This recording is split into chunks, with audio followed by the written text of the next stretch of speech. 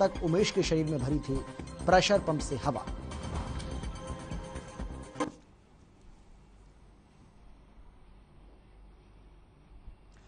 नमस्कार, आप देख रहे हैं हर खबर, में हूं आपके साथ अमित शर्मा। वक्त है अपना उत्तर प्रदेश का।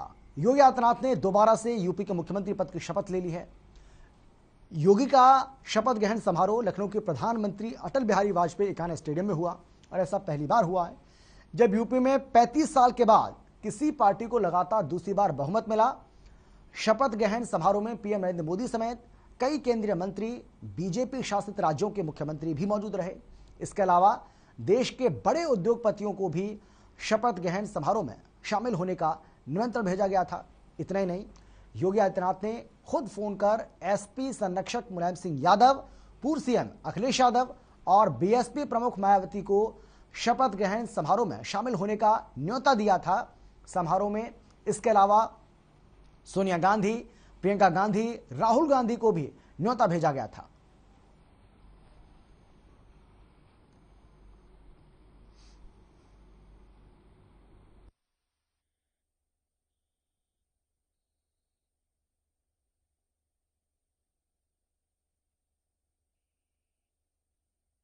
मैं आदित्यनाथ योगी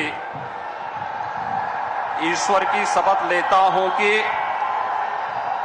मैं विधि द्वारा स्थापित भारत के संविधान के प्रति सच्ची श्रद्धा और निष्ठा रखूंगा। मैं भारत की प्रभुता और अखंडता अक्षुण्ण रखूंगा। मैं उत्तर प्रदेश राज्य के मुख्यमंत्री के रूप में अपने कर्तव्यों का श्रद्धापूर्वक और शुद्ध अंतःकरण से निर्वहन करूंगा तथा मैं भय या पक्षपात, अनुराग या द्वेष के बिना सभी प्रकार के लोगों के प्रति संविधान और विधि के अनुसार न्याय करूंगा। मैं आदित्यनाथ योगी ईश्वर की शपथ लेता हूं कि जो विषय उत्तर प्रदेश राज्य के मुख्यमंत्री के रूप में मेरे विचार के लिए लाया जाएगा अथवा मुझे ज्ञात होगा, उसे किसी व्यक्ति या व्यक्तियों को तब के सिवाय जबकि ऐसे मुख्यमंत्री के रूप में अपने कर्तव्यों के सम्यक निर्वहन के लिए ऐसा करना अपेक्षित हो, मैं प्रत्यक्ष अथवा अप्रत्यक्ष रूप से संसूचित या प्रकट नहीं करूंगा। यूपी की कमान एक बार फिर से योगी आदित्यनाथ के हाथ में आ गई है। हजारों लोगों की मौजूदगी में लखनऊ के एकाना स्टेडियम में शपथ ग्रहण समारोह का आयोजन किया गया। राज्यपाल आनंदीबेन पटेल ने योगी को मुख्यमंत्री पद की शपथ दिलाई, जबकि केशव प्रसाद मौर्य और ब्रजेश पाठक ने डिप्टी सीएम की शपथ ली। इसके अलावा 16 कैबिनेट मंत्रियों ने भी इसमें शपथ ली है, जबकि इस बार डिप्टी सीएम रहे दिनेश शर्मा, श्रीकांत शर्मा, सिद्धार्थनाथ सिंह और मुकुट बिहारी वर्मा को मंत्रिमंडल में जगह नहीं दी गई है।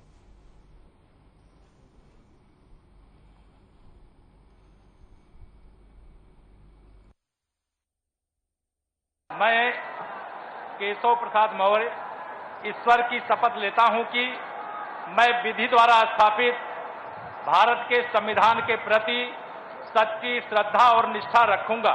मैं ब्रजेश पाठक ईश्वर की शपथ लेता हूं कि मैं विधि द्वारा स्थापित भारत के संविधान के प्रति सच्ची श्रद्धा और निष्ठा रखूंगा। मैं सुरेश कुमार खन्ना ईश्वर की शपथ लेता हूं कि मैं विधि द्वारा स्थापित भारत के संविधान के प्रति सच्ची श्रद्धा और निष्ठा रखूंगा। मैं स्वतंत्र देव सिंह ईश्वर की शपथ लेता हूं कि मैं विधि द्वारा स्थापित भारत के संविधान के प्रति सच्ची श्रद्धा निष्ठा रखूंगा। मैं बेबी रानी मौर्य ईश्वर की शपथ लेती हूं कि मैं विधि द्वारा स्थापित भारत के संविधान के प्रति सच्ची श्रद्धा और निष्ठा रखूंगी। मैं लक्ष्मी नारायण चौधरी ईश्वर की शपथ लेता हूं कि मैं विधि द्वारा स्थापित भारत के संविधान के प्रति सच्ची श्रद्धा और निष्ठा रखूंगा। मैं जयवीर सिंह ईश्वर की शपथ लेता हूं कि मैं विधि द्वारा स्थापित भारत के संविधान के प्रति सच्ची श्रद्धा और निष्ठा रखूंगा। मैं धर्मपाल सिंह ईश्वर की शपथ लेता हूं कि मैं विधि द्वारा स्थापित भारत के संविधान के प्रति सच्ची श्रद्धा और निष्ठा रखूंगा।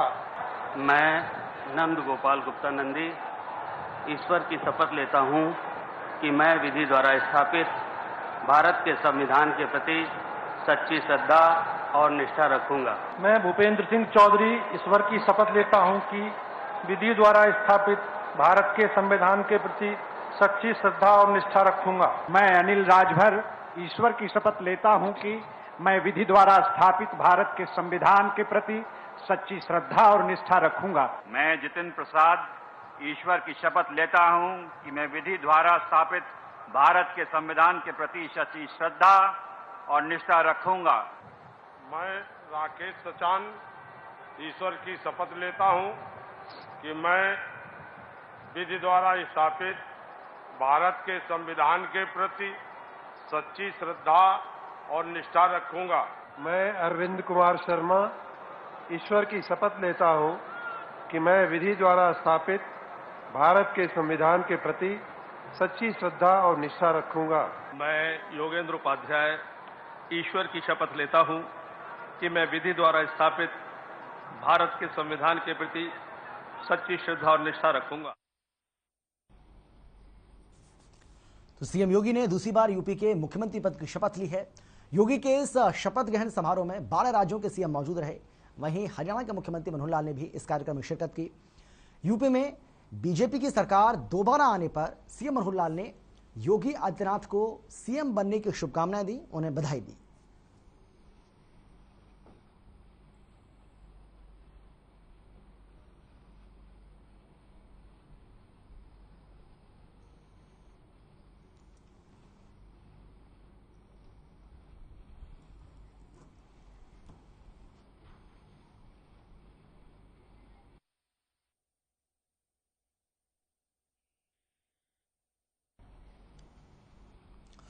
बीजेपी के वरिष्ठ नेता योगी आदित्यनाथ के दोबारा मुख्यमंत्री बनने पर हिंदू युवा वाहिनी ने जमकर जश्न मनाया है।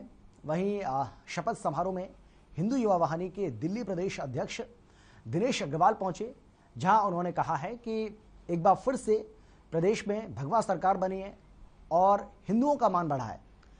साथ ही उन्होंने कहा है कि योगी आदित्यनाथ प्रदेश के लिए अच्छा काम करेंगे और हम लोग उनको पूर्ण रूप से सहयोग भी करेंगे।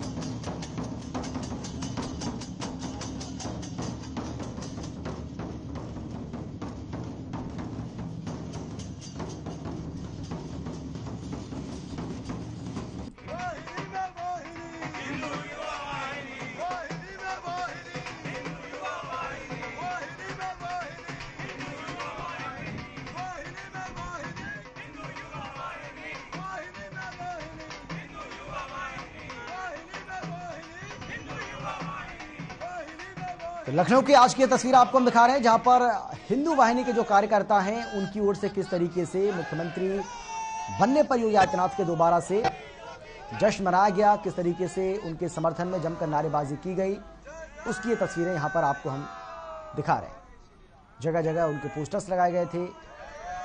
बीजेपी के जो झंडे हैं, बीजेपी का जो सिंबल है कमल का फूल, वो भी आपको इनके हाथों में नजर आ रहा है।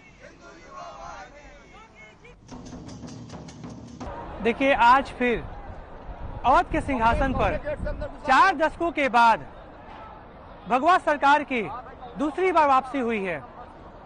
यह वही अवध है जहां से भारत का भाग्य तय होता है। यह जो जीत है जनमन की जीत है, जन आकांक्षाओं की जीत है, गांव, गरीब, दलित, वंचितों की जीत है, राष्ट्रवाद की जीत है। हम लोगों का सपना साकार हुआ है, भारत का संस्कार जीता है, भारत का।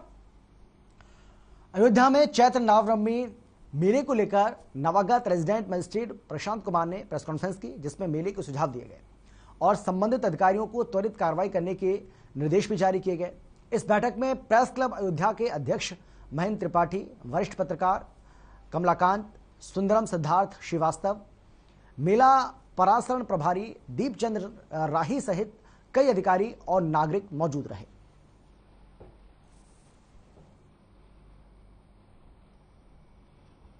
आज मैंने मेले से संबंधित शांत कुमार यहाँ पर रेजिडेंट मजिस्ट्रेट अयोध्या के तौर पर तैनात हूँ। आज मैंने मेले से संबंधित चैत्र रामनवमी मेले से संबंधित एक मीटिंग हुई जिसमें साधारण नागरिकों को बुलाया गया और उनसे उनके बारे में मेले के संदर्भ में इनपुट लिया गया कि आप मेले को बेहतर बनाने के लिए क्या क्या इनपुट दे सकते हैं। इस संदर्भ में उनके सभी सुझावों को हमने सुना और उसको जो है संबंधित विभागों को हमने इस संदर्भ में निर्देश दिया है कि उन सभी सुझावों को आप जल्दी से जल्दी इम्प्लीमेंट करें। शांत कुमार यहाँ पर कुशीनगर के पडरौना नगर के जूनियर हाई स्कूल परिसर में महान सम्राट अशोक की जयंती समारोह मनाई गई। इस कार्यक्रम का आयोजन राष्ट्रीय कुशवाहा शाक्य सैनी मौर्य महासभा ने किया। साथ ही उनके अनुयायियों ने जीवन में प्रेम, भाईचारा, अहिंसा और शांति का संकल्प लेकर समाज के हर कोने तक उनका संदेश पहुंचाने का प्रण लिया। इस दौरान महासभा के राष्ट्रीय अध्यक्ष NP कुशवाहा ने सम्राट अशोक और महासभा के संस्थापक स्वर्गीय चंद्रभान कुशवाहा के चित्र पर फूल और दीप जलाकर समारोह का शुभारंभ किया।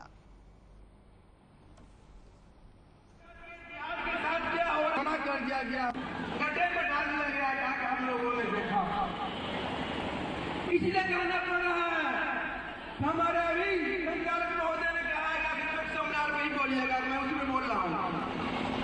आज के दौर में आपके साथ आपके इतिहास के साथ क्या हो रहा कर दिया गया, गड्ढे में डाल दिया गया कि हम लोगों ने देखा।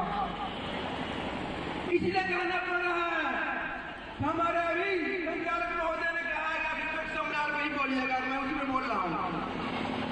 आज के दौर में आपके साथ आपके इतिहास के साथ क्या हो रहा कर दिया गया, गड्ढे में डाल दिया गया कि हम लोगों ने देखा। इसलिए कहना पड़ रहा है हमारे अभी संचालक महोदय ने कहा कि राष्ट्रीय कुशवाहा शाक्य सैनी मौर्य महासभा भारत की इकाई कुशीनगर द्वारा लगभग 20 वर्षों से यह अशोक सम्राट की जयंती हम सब मनाते हैं। इसके पीछे मात्र उद्देश्य है कि समाज को राजनीतिक और सामाजिक चेतना का विकास करके सम्राट अशोक के आदर्शों के मुताबिक पूरे देश को इस कदर ढाला जाए कि यहाँ के समाज के जो नागरिक हैं वो पूरे विश्व में इस प्रकार का उनके अंदर चेतना का विकास हो कि यह देश पूर्व की भांति विश्व में सोने की चिड़िया कहला सके। ये हमारा उद्देश्य है, ये हमारा संकल्प है। हमारे समाज के सभी नागरिकों में देश की भावना, राष्ट्र की भावना जागृत करते हुए इस देश को समृद्धशाली बनाना चाहते हैं।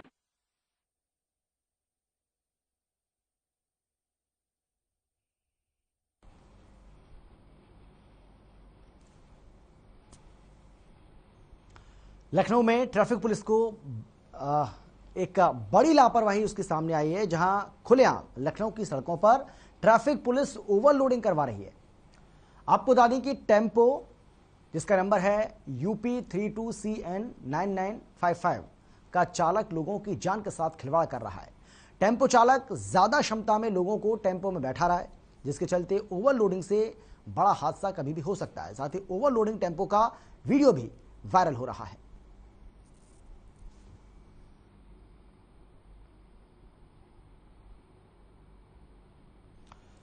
ये तस्वीर आपको हम दिखा रहे हैं किस तरीके से यहाँ पर आप देख सकते हैं ओवरलोडिंग यहाँ पर की जा रही है और ये टेम्पो चालक किस तरीके से नियमों की धज्जियाँ यहाँ पर उड़ाता दिखाई दे रहा है। इसकी ये तस्वीरें आप देख सकते हैं। किसी ने इसका वीडियो बना लिया, इसको सोशल मीडिया पर डाल दिया और बताया जा रहा है कि अब ये वीडियो खूब वायरल भी हो रहा है। किस तरीके से लोग अपनी जान को जोखिम में डालकर यहाँ सफ़र करते हुए नजर आ रहे हैं, उसकी तस्वीरें आपके सामने।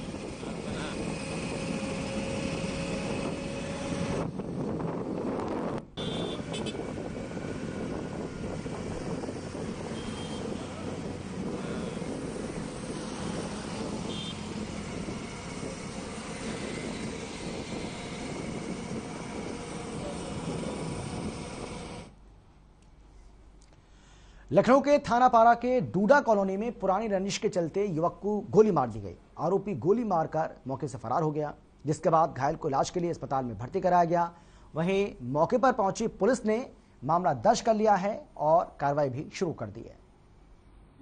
दुश्मनी हो, किस चीज की दुश्मनी है, क्या है वो वही बता सकता है, हम नहीं जान सकते। हमसे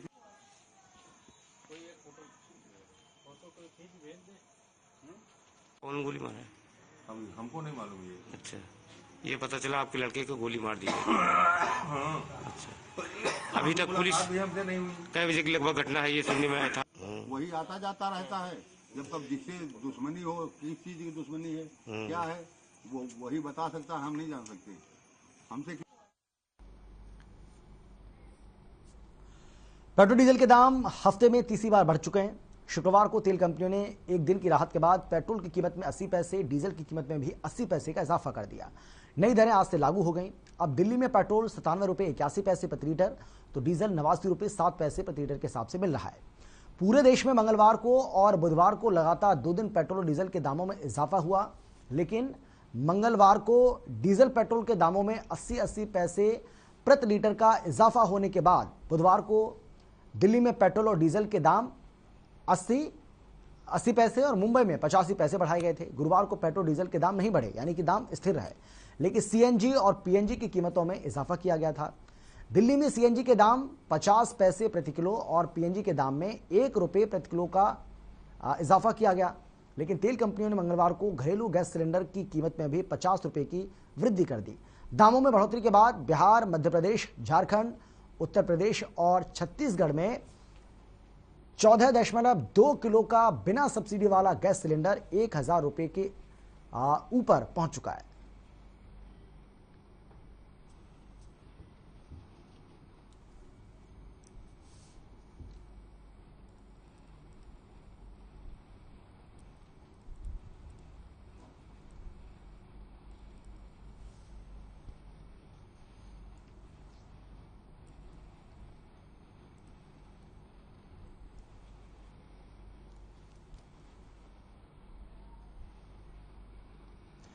लखनऊ में समाजवादी चिंतक डॉक्टर राम मनोहर लोहिया की जयंती के मौके पर शहर के लोहिया पार्क में आयोजित कार्यक्रम में माल्यार्पण के बाद मीडिया से बातचीत करते हुए समाजवादी पार्टी के अध्यक्ष अखिलेश यादव ने कहा कि विधानसभा चुनाव में समाजवादी पार्टी को संघर्ष का जनादेश मिला है। समाजवादी पार्टी जनता के मुद्दों और समस्याओं को लेकर सदन से लेकर सड़क तक संघर्ष जारी रखेगी। वहीं महंगाई को लेकर उन्होंने कहा कि डीजल पेट्रोल के दाम लगातार बढ़ रहे हैं, सरकार इस बारे में कुछ भी नहीं सोच रही है। डीजल और पेट्रोल के दाम चुनाव के समय क्यों नहीं बढ़ाए गए। इसके साथ ही उन्होंने कहा कि चुनाव के खत्म होने के बाद कंपनियां मुनाफा कमाने में क्यों जुट गईं। बीजेपी गुंडागर्दी का सहारा लेकर लोकतंत्र को खत्म कर रही है। पंचायत चुनावों में भी बीजेपी ने गुंडागर्दी की थी और अब विधान परिषद के चुनाव में भी यही हो रहा है। यहां तक कि डीएम और एसपी बीजेपी नेताओं और कार्यकर्ताओं से मिले हुए हैं।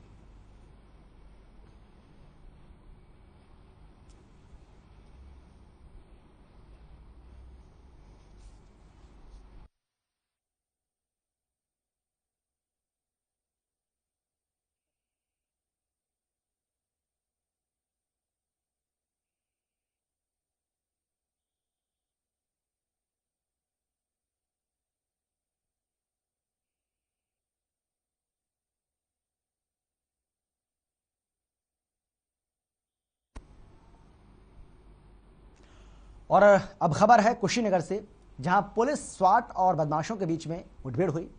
इस मुठभेड़ में पुलिस को बड़ी सफलता मिली। आपको बता दें कि जैनुद्दीन उर्फ गोगा को पुलिस की गोली लगी है, जबकि बदमाश का साथी भागने में कामयाब रहा।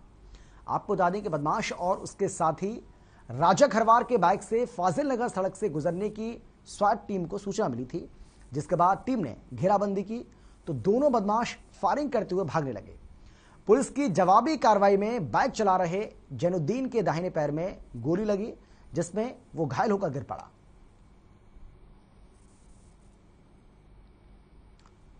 तो 25,000 के इनामी बदमाश को गिरफ्तार को आपको बता दें कि मुठभेड़ के दौरान वो घायल हुआ है और मुठभेड़ में इस बदमाश को गोली भी लगी है। मुठभेड़ में चौकी इंचार्ज भी बताया जा रहा है कि घायल हो गया। 25,000 का यह इनामी गैंगस्टर जैनुद्दीन, जिसको गिरफ्तार किया गया है।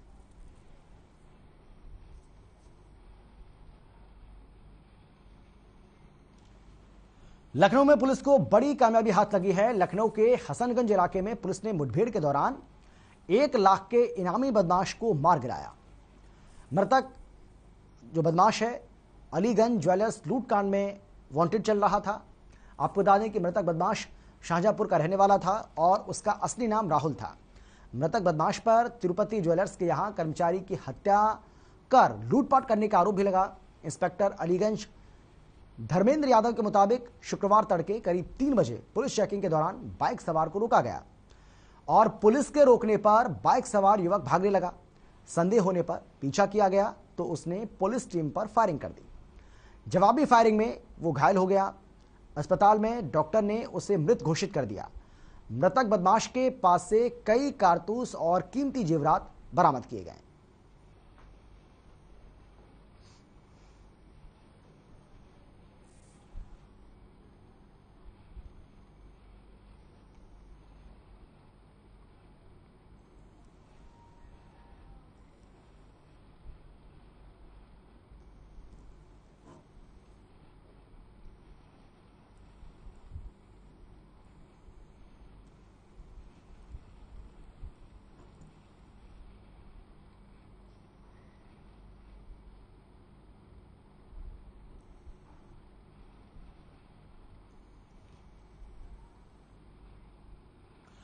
कानपुर की बात करते हैं, जहां होली के एक दिन नहीं बल्कि एक सप्ताह तक यहां होली मनाई जाती है और पूरे देश में होली का त्यौहार भले ही बीत चुका हो, लेकिन कानपुर में रंगों की खुमारी अभी भी लोगों के सिर चढ़कर बोल रही है। होली मेले को लेकर लोगों में काफी उत्साह बना हुआ है। दरअसल इस शहर में एक सप्ताह तक होली मनाने की परंपरा स्वाधीनता संग्राम की एक घटना से जुड़ी हुई है। कानपुर में होली मेला अंग्रेजी हुकूमत की हार का प्रतीक भी माना जाता है। साथ ही इस बार के होली मेले में बाबा का बुलडोजर शामिल किया गया, जो चर्चा का विषय बना हुआ है।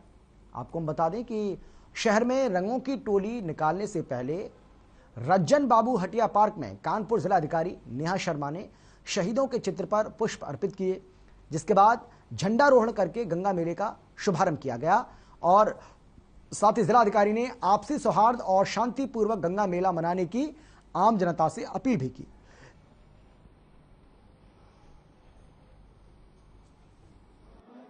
सबसे पहले तो ये एक ऐतिहासिक रूप से मनाया जाने वाला पर्व था। खास तौर पे हटिया होली जो है उसको आज शहीद दिवस भी है और क्रांतिकारियों की जो इस पृष्ठभूमि पर बनाने वाला पर्व है। आज गंगा मेला के लिए भी हम लोगों ने पूरी तैयारियां की हुई हैं। सबसे पहले तो मैं इस पूरे पर्व की समस्त कानपुर के जनपद वासियों को बहुत सारी बधाइयां देना चाहूंगी। बड़े ही सौहार्द के साथ में मनाए जाने वाला पर्व है और इसकी जो मूल एसेंस है वो इसी में लाई करती है कि सभी लोग मिलजुल कर इस पर्व को मनाते हैं। देखिए, आज बड़ा महत्वपूर्ण दिन है, बलिदान दिवस भी है और कानपुर का हटिया होली गंगा मेला भी है। सन 1942 में देश आजाद नहीं हुआ था। देश आजाद हुआ 1947 में, लेकिन हटिया वालों ने सन 1942 में आजादी का जश्न मनाया था। उसी की यादगार में प्रतिवर्ष हम लोग गंगा मेले। और फिलहाल इतना ही, छोटे से ब्रेक के बाद फौरन लौट रहे हैं। आप देखते रहिए हर खबर। नमस्कार।